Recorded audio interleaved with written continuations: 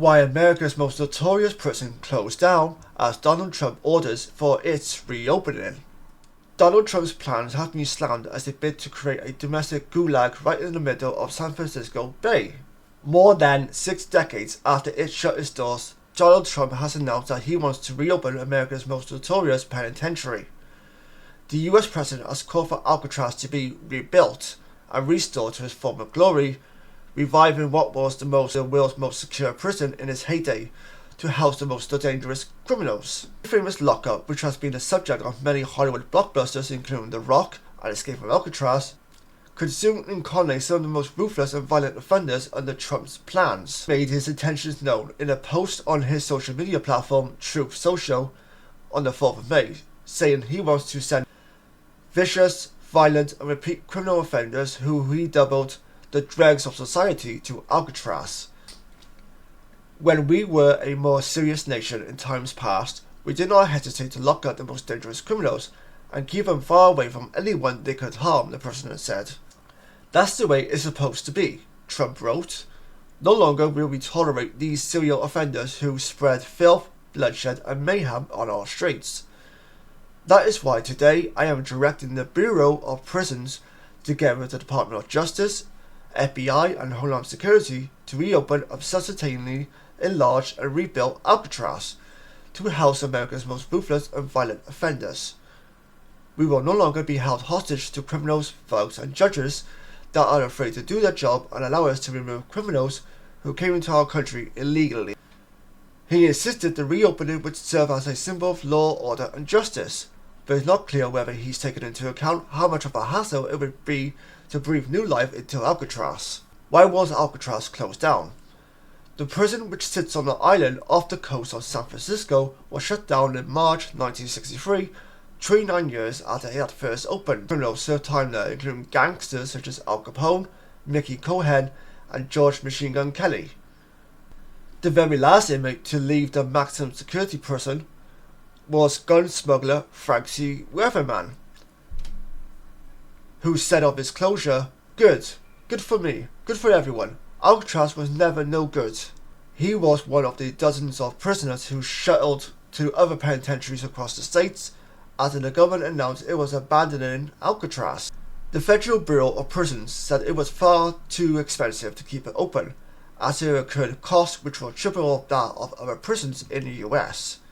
Alcatraz was in desperate need of a facelift, but it just wasn't financially viable, as it would have to cost between $3 to $5 million, which is about $31 million to $52 million in today's money, according to Sky News, to restore and maintain the facility. On top of that, given that it's plonked in the middle of San Francisco Bay, all supplies had to be sent there by boat. That's staff, food, fuel, and even water, as there was no source of fresh water on the rock.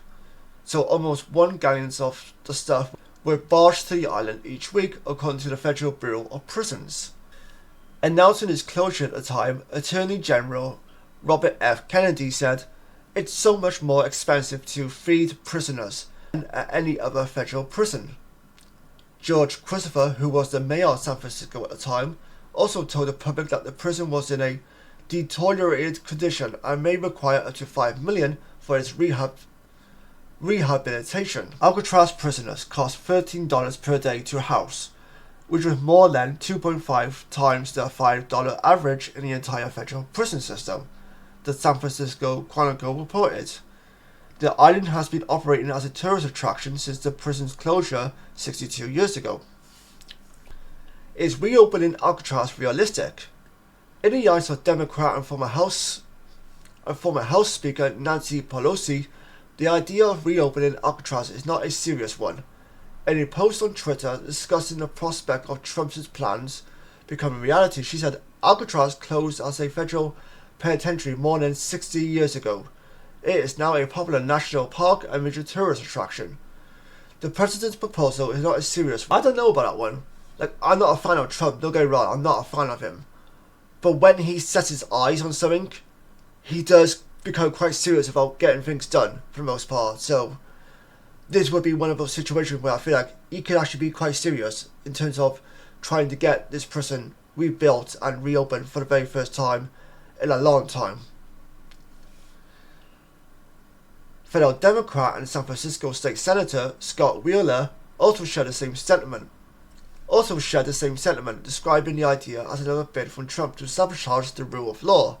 That's another possibility. Trump's edict that Alcatraz, which is a museum, will be reopened as a prison is absurd on its face. This major tourist attraction generates significant revenue for the federal government and supports many jobs, but apart from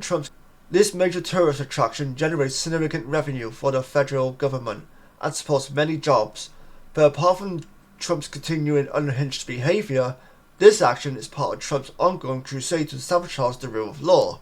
He specifically points to judges who won't let him deport whoever he wants without due process as justification for his stunts.